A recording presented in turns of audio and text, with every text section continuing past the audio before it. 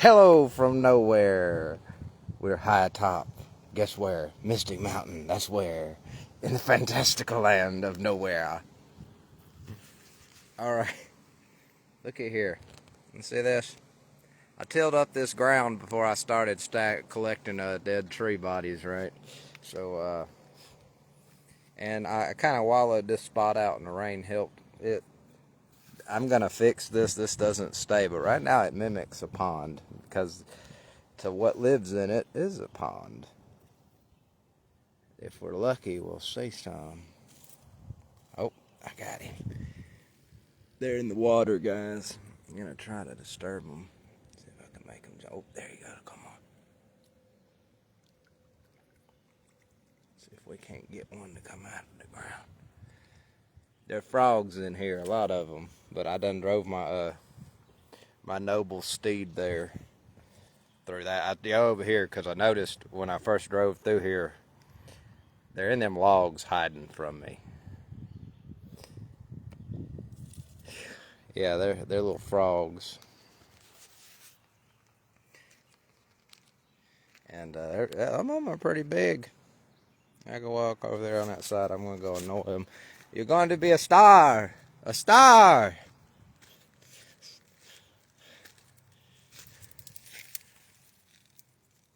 Oh, I heard one. Oh, there we go one. I know you guys can't see it. I saw it. Trust me, they're there. Anyway, so I try to drive the tractor where these tracks are because they like to hang out over there because they can run and jump in them trees and escape. Yeah. And I think these breathing, like, if you look, there gets wrinkles in this little pond here, and that's probably where the frogs are. They're hiding out where you see that something's breathing. And I know there ain't no fish in that pond. So, but I know there's frogs. I'm very tired. I've been going at this all my energy and then going to work at night. And then when I do that, my body hurts and wakes me up 3 hours after I fall asleep. And sometimes I can close my eyes and go back to sleep, and sometimes that don't work. So yeah, but I know that eventually this is like something I really want to get done. That's why I'm willing to do that. I may not go to work today. I'm tired. But that's okay, because that's the great thing about doing the little gig apps. You know, you can pretty much go when you want, at least when you're in my position. Because I got a very good piece of advice whenever I was a kid from my uncle. He said, Curtis, what you need, what everybody needs in life, the most important things, a house, or, you know, we all call it a house. It could be a trailer or a shelter or whatever. It's a form of shelter. But in Alabama, we all call like trailers and all the forms of shelter a house. Okay? Even though it's not technically a house every time. But it says, Curtis, in life, everybody's got to have a house, a car, and some way to feed themselves. And if you do that, then you just kick your feet up through life. He said a little bit different than kick your feet up, but that was his message there. And let me tell you something. Those were probably the wisest words I was ever told. I was given a cheat code to life early on. Now, it's not too hard to accomplish those things. So what I did was, you take care of the survival needs first. All right? And when I say take care of, because some people think I paid my rent this month, I paid my car note this month, I paid my utilities this month. Some people think that that's taking care of their needs. And while that's taking care of them, that's temporary. Because, see, you got to do it every month if you do it that way. And I already know right now, what do you think we're made of money or how much a house costs? Believe me, I do. I know how much they cost, and I'm in your corner. I believe we need some kind of social change to fix this mess that we've got. This is a mess. And I try my best, but I'm just like you. So sometimes I do point fingers, but I always try my damnedest to point the finger where it belongs. But before I do that, I always try to remember that the people I'm about to point at, they're just like me.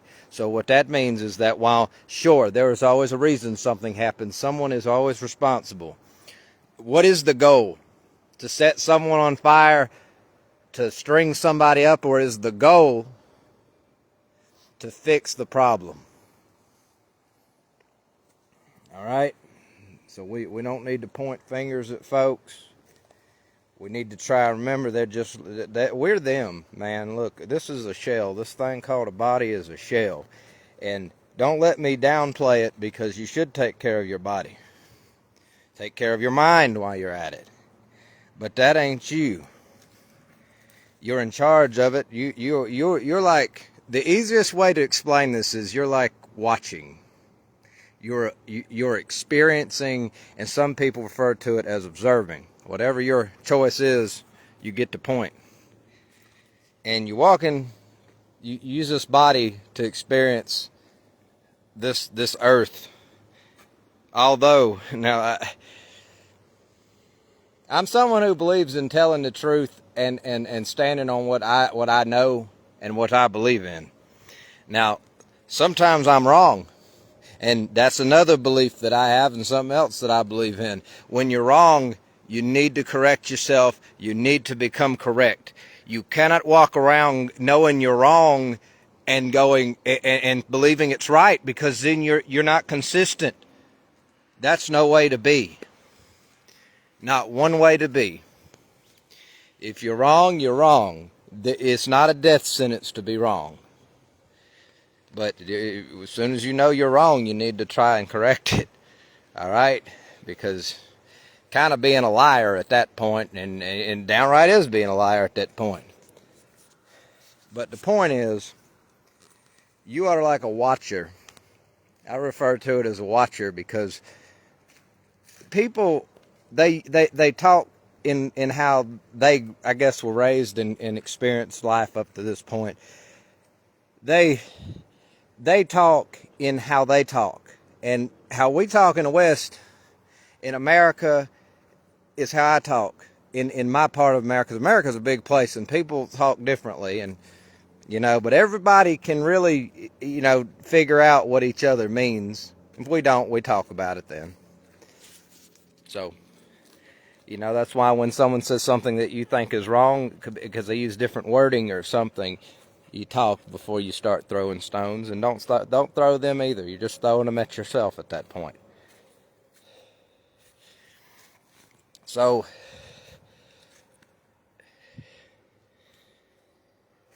I refer to it as being a watcher. Something that I've noticed from interacting with a lot of my Indian friends there, and listening to people on YouTube talk about like Zen Buddhism and all the other things that they follow and practice. Everybody can learn something from each other. So sometimes it's fun to fight too. All right, and those people can say it's not fun to fight, but they practice fighting for fun. Get out of here. But don't be hateful. All right.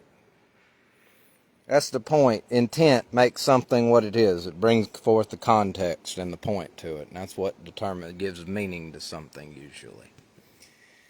Although there is some things you can't assign meaning to, period. You can only speculate, assume, and guess. You don't want to assume, and you don't want to guess, so speculate. So back to where I was before we walked off on a side quest there. One more point on that. Something I've noticed between the Western world and the Eastern world there. I don't know where the line that separates them is, but we can probably speculate on what defines West and what part defines East. So, Western language is better at writing and making movies and narrative type way we speak. Dialect, language, whatever you want to call it. It's how we use the words. They're meant to ignite the soul. They're meant to write wonders. They're made to turn that beautiful, that massive pine tree.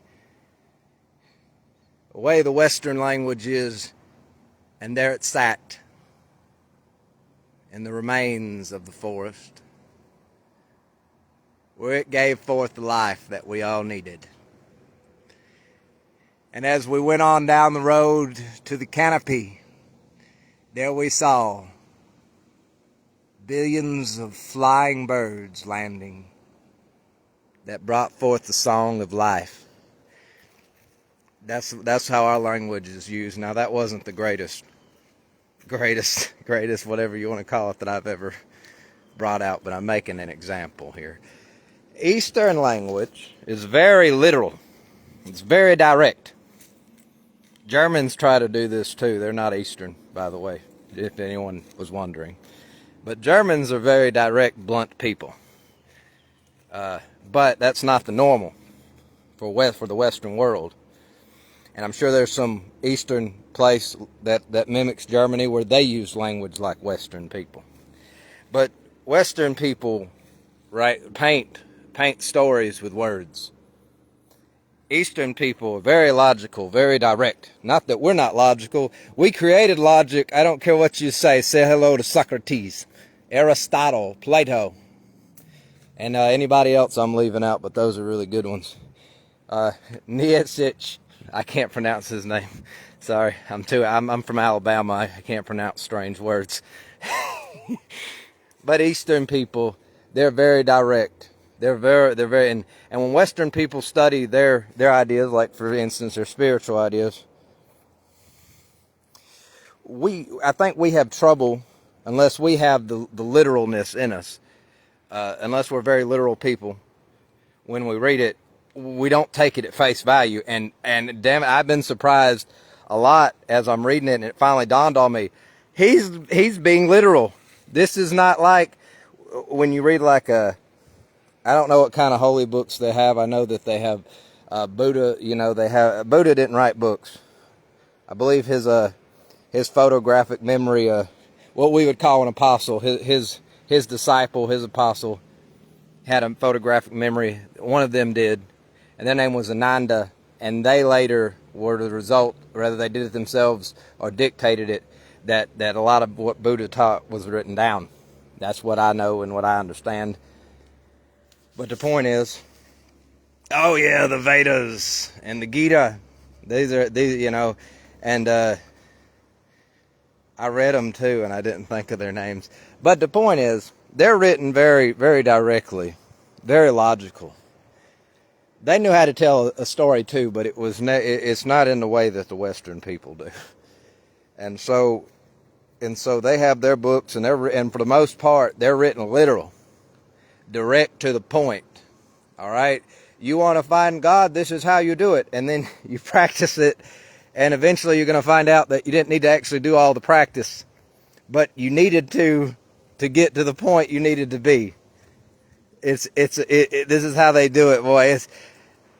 It's kind of like they speak with riddles, and I love it. It makes my brain happy. Makes me happy. So looky here. I'm going to tell you something. So, say the Bible, for instance, it's written with a lot of esotericism in it. It's got story. It's written like a story. Like, you know, and in that story, when you get on the right frequency and the right wavelength, the story starts to mean what it really means. And you stop reading a story about desert people and you start reading a story about something else. And so, I love it. I love that too. So back to my point here. I have to give people something to watch when they watch it. I can't just come on here for 3 or 4 minutes and say, Hey, guess what? Guess what? All right, have a good day. People like listening to things for hours. All right, they're at work. Maybe they're driving around in a FedEx truck. Maybe they're standing on an assembly line in a factory and trying to make the day go by. So people who make content, a lot of people make a bunch of 10-minute videos, whatever. So back to the point. Your survival needs, they must be met first. If you meet them, then you can go to the next stage. But if your existence, if your time is spent in this body, in this iteration of yourself, saying, where's my next meal coming from? Where's my next meal coming from? How am I going to get out of the rain? How am I going to get out of the cold? How am I going to become cold in the hot? Oh God, how am I going to drive to the place that enables me to do that? You see, this would be what's called survival energy in the chakra system. It would be the root chakra. And that's your bottom one around your coccyx or your tailbone, and that's where the energy really begins to flow. And they refer to it as energy, and I love that terminology because it sounds so cool. It sounds so mystical. I love it. But in the I don't consider myself necessarily anything. We try to avoid labels in my practice, but to make it simple, or I say we, it's just me and my wife hanging out on this mountain praising God. That's what we do for fun. So it's not like I don't go anywhere. I'm that's not what I'm talking about in that sense. But when you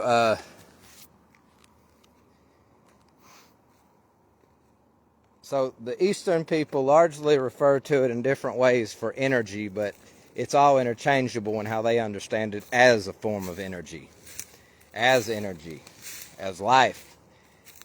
And in the Western context, the dominating religions are some form of Christianity or Paul-taught religions.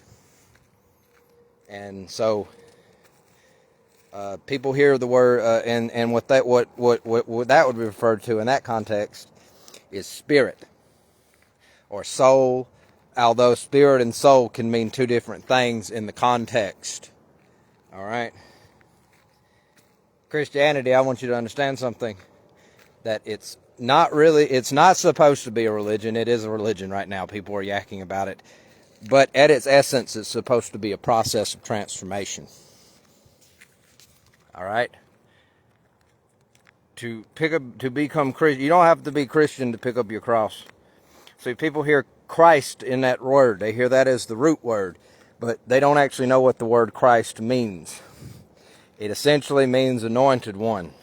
If you take it at face value, you think that you're following Jesus, but that's not 100% true, because what it is Paul, along with the other apostles, but mainly Paul, because if you open up the New Testament, you have the four Gospels, and then for the most part, it's Paul taking over. And not that there's anything necessarily wrong with Paul. I'm not really a fan of Paul in like the sense that a normal person probably that follows those kinds of faiths, they would be. And this is why. Because Paul contradicts Jesus. Now, good grief, guys. This is why we have where you see Christians and you think they're hypocrites when you hear about Jesus, and you see the majority of them are not even trying to mimic Jesus. Well, they're mimicking someone else's teaching. That's why. And whose teaching is that, Paul? Paul had no right to hijack the church like that. But it is what it is. I believe that I'm following Jesus. I believe in, first and foremost, the foundation of my spiritual belief is built off of Jesus' teachings. And, I see too that a lot of the followers, a lot of people in church, something's not being addressed that I keep seeing whenever I interact with not all of them. If it don't apply, let it fly. a lot of the followers, look, usually when you really want something, it becomes the forefront of your mind, and because you don't have it, you want it. So when we hear about, most of the time, when we hear about love this, love that, love is this, love is that, that and this is love. I'm going to tell you something, if you know, nobody is perfect, but at the same time, it's like I see a flaw. A lot of people who are saying that will turn around and they're mad at they've fallen into another club. See, originally they were angry with normal people because they were normal people for whatever reason. And then they became this, and so now they have a new enemy. They never address the flaw. They never work to temper the weakness into something strong. And sometimes you fail, sometimes you succeed, but you don't give up. And so, when I'm sitting here listening to folks talk, and I can feel it in there. I don't know they don't know people can do this. But I can feel the emotion rise up in them. And I can hear it in their voice. And I can see it across their face. And, you know, if my nose worked worth the crap, I'd hate to think what I'd be smelling all day. So, when people are sitting there, they always finding fault with people in a different group. And it's like, okay, last person I heard talking that inspired these thoughts was, they were talking about, like, they couldn't stand, like, the idea of Buddha. Like, you know, it's just something invoked, like, it wasn't Buddha, though. That's the thing. It was what was in him. He's inclined to be angry, and he just doesn't want to acknowledge it. And so anger is like energy, and it needs to find a path to ground. And the way a human body works, in a lot of ways, but this is one of them, is the energy activates, usually travels with emotions, and those emotions activate outputs. Although it's not always the case. Like, if you're lifting your arm up and down, you're using the same energy in theory, and you're not being emotional when you're lifting your hand up to get something off a shelf. So it's a lot harder to explain than you think. That's why people write books about this, because talking about it off the cuff is hard to do. It's better to organize your thoughts on paper and pass it on to the world. So, essentially, like,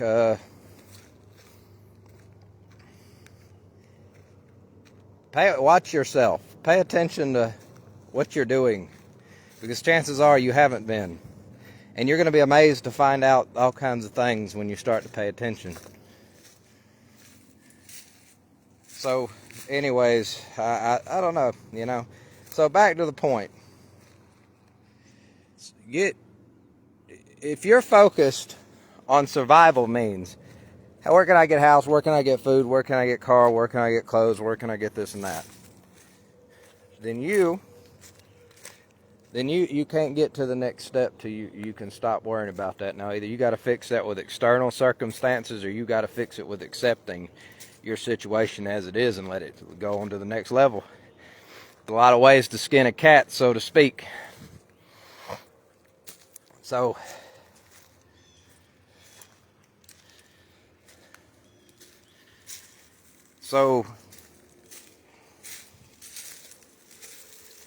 right now on this planet, there's a whole lot of people that aren't going to grow spiritually, because in America, at least, everyone is struggling that does not have millions of dollars in their bank account. All right. Lots of people are struggling. Lots of them. And none of the spiritual teachers are teaching them correctly. And most people don't even believe in it anymore. It doesn't matter if you believe in it or not. It's fact. If you're turning on a light bulb in your home, it's a fact that energy exists. And thus energy exists, and energy is the result of life. There's spirit. Because that's what it is.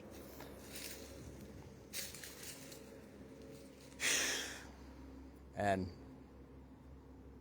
I'm tired. I'm out of energy. The words are escaping me because I'm... Anyways. So people are going to have...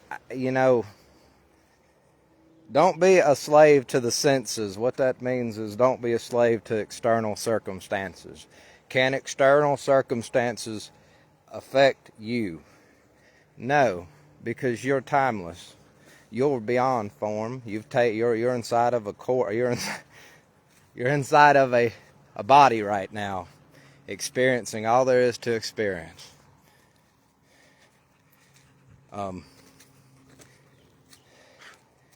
And so, in theory, it doesn't affect you one bit, but it affects the body. And you want to continue to experience and walk on the earth, at least in a body, in the form of a human being. You're gonna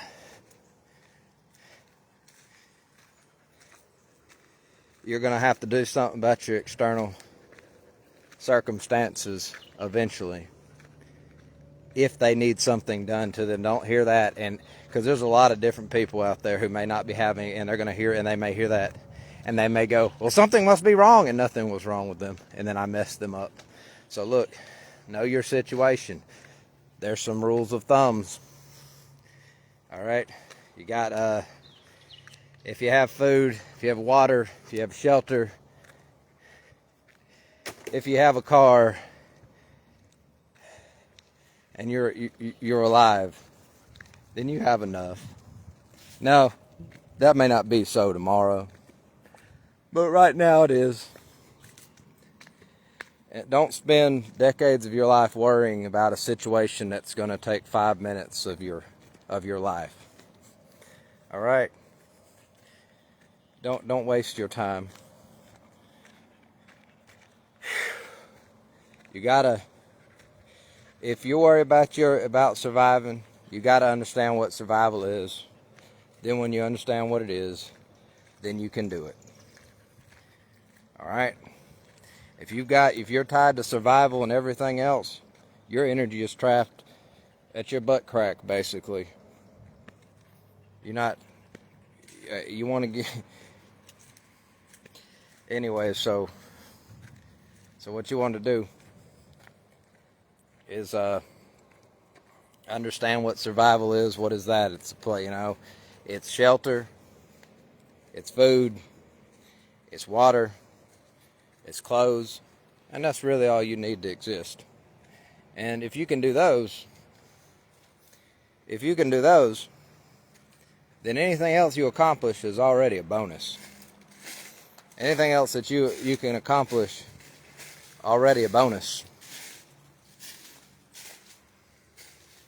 And that means be happy and be blessed by that. And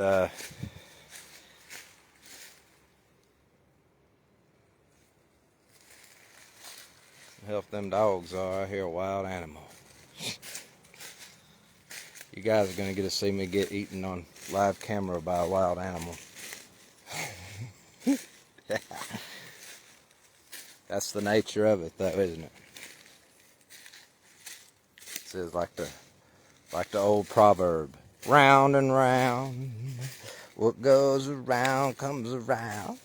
I'll tell you why. You thought I was going to say a proverb, didn't you? Didn't know you asked if that's a proverb. As much rain as we've had, you'd think that pond, that creek down there would be full. That's my creek. Alright guys, so look, to take care of your survival needs, alright? And then you can grow. Because you can force your energy out of there, but it's going to be tied down there. You want the energy to flow. You don't want blocks, resistance, or anything in the circuit that is life. You want it to flow. And there are many different ways to skin a cat. And a lot of people are naturally inclined to form union between the body and the soul and the mind and God.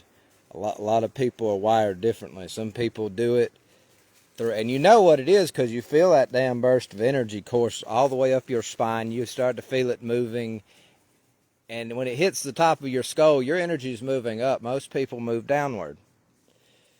But after what is so crudely being referred to as, say, a spiritual awakening, you know, the energy begins to flow upward. Now this is the difference in the West and the East. I believe they're talking about the same thing, but they've assigned different metaphysical or conceptual meanings to it.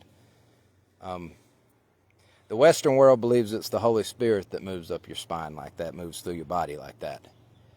The Eastern side believes it's something called Kundalini, and it's basically a word. It basically means serpent energy. And it's not because there's a snake inside your spine or an energetic snake inside your spine that if you meditate with your eyes open long enough, you begin to see the spiritual. You can see it in the mirror or something moving up your back. That's not what it means. It's not the shape of a snake. It's just coiled up energy because snakes coil up. Certain ones do, not all of them do. Like rattlesnakes do when they get ready to bite you. They're going to tell you by coiling up, and they're trying to warn you the whole time, leave me alone. And you leave them alone. It's more or less trapped energy at the coccyx or the tail. And maybe if enough of it, maybe if your energy can't travel, it's blocked up down there and it keeps on gathering. I'm sure your body knows how to regulate it a little bit. But for the most part, it keeps gathering. Then wherever your energy is, someone like me, and I don't know how you work, but I know that I see my thoughts. They don't come naturally where I hear them. They come naturally where I see them. They come as they can be like small movies. They can be like pictures. If I want to hear them, if I want to remember a song, I can hear that song note by note in my head. So it comes more naturally to me with images and videos. And my eyes are my most active sense organ. They just are. So that's probably why they're more dominant in my body to be able to see. This is where I like to sit and meditate.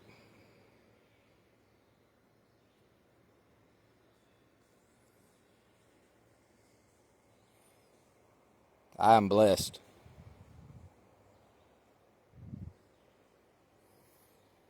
But I tell you, it's not about just being blessed. It's about accepting the curses too.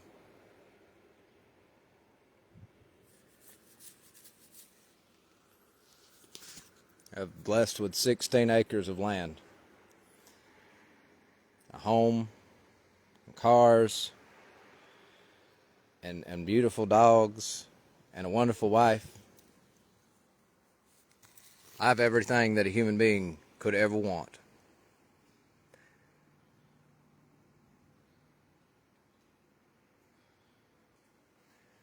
And that's the blessings. What are the curses?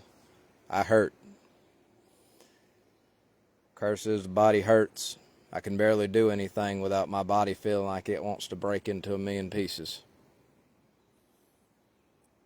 I can't work too hard with anything because then I can't sleep at night.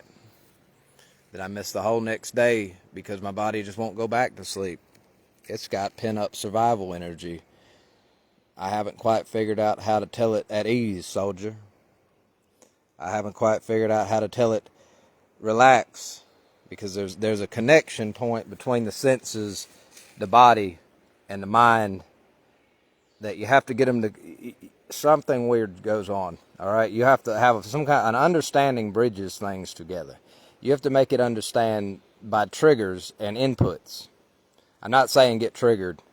I hate that that these fringe movements have taken over normal words. I'm not talking about getting triggered, but they are like triggers because that's the mechanical terminology.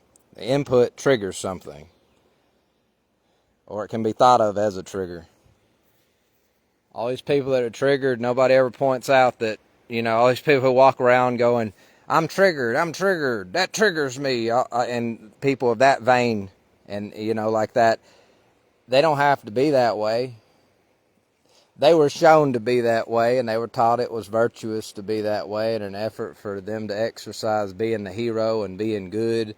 Because think about that, a lot of them around my age, we grew up with like superhero movies. We grew up with like, things where like the hero was good and the hero stood for what was right, and a lot of them got twisted.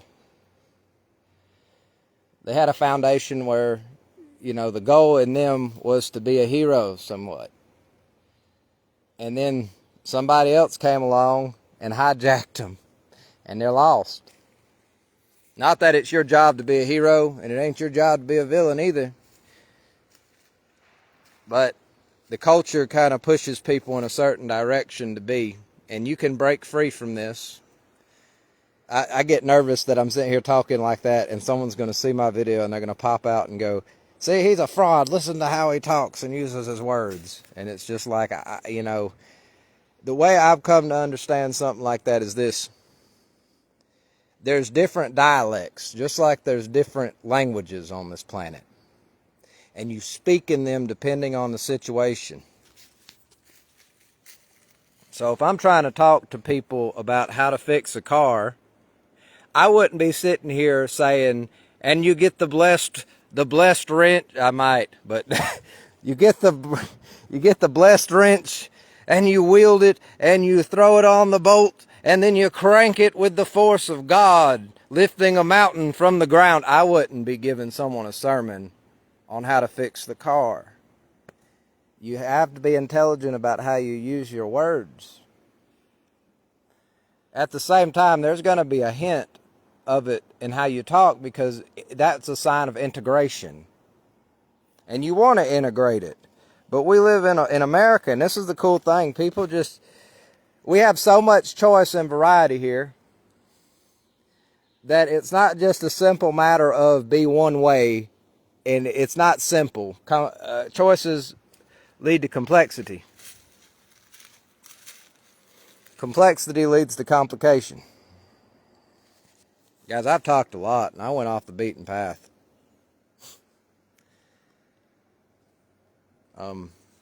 Point is, I know how much houses cost. We're going way back, way back. I know how much houses cost. I know how much cars cost. I know how much food costs. I'm right there with you yelling for social change. Jesus yelled for social change. Everyone around him was blind. He tried to enlighten them and tried to wake them up to what he could see. And most of them could not, if any of them could. And so, what you do is you try your best anyways. You're probably fighting a losing battle, but look, the whole world is a stage, man, and we're all acting on it. We're taking the show too seriously. You're a spirit in a body. You're not supposed to become glued down to the body. The body is going to die, and you're going to get kicked right out of it. And you know what you're going to have to do? You're probably going to have to go stand before a creator, before God, before whatever you may think of it as. And you're going to have to recount your time on this earth. And how you going to feel when you're standing there? And he says, well, Kurt, tell me about what you did on that earth. And I'm not going to be caught dead saying, well, I forgot who I was. I forgot what I was. And I became addicted to my body and its stimuluses and its stimulants, and I became addicted to the external world. I didn't appreciate the world. I didn't love the world as I would of my wife. I lusted for it as if it was cheap. That, you know, and you know, I just, you know, he probably say, well, you're going back, and he might, then God might say, he might say, and remember all the bad parts, right? Well, those are going to be amped up to 10 now, because I'm going to go make sure they. So you, I don't know. So there you go, guys. My ears and my nose, not my strongest points. Probably why my eyes are so strong.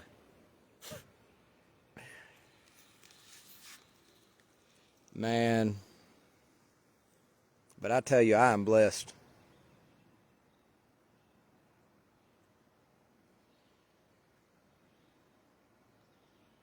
I can't stand in this forest without feeling it.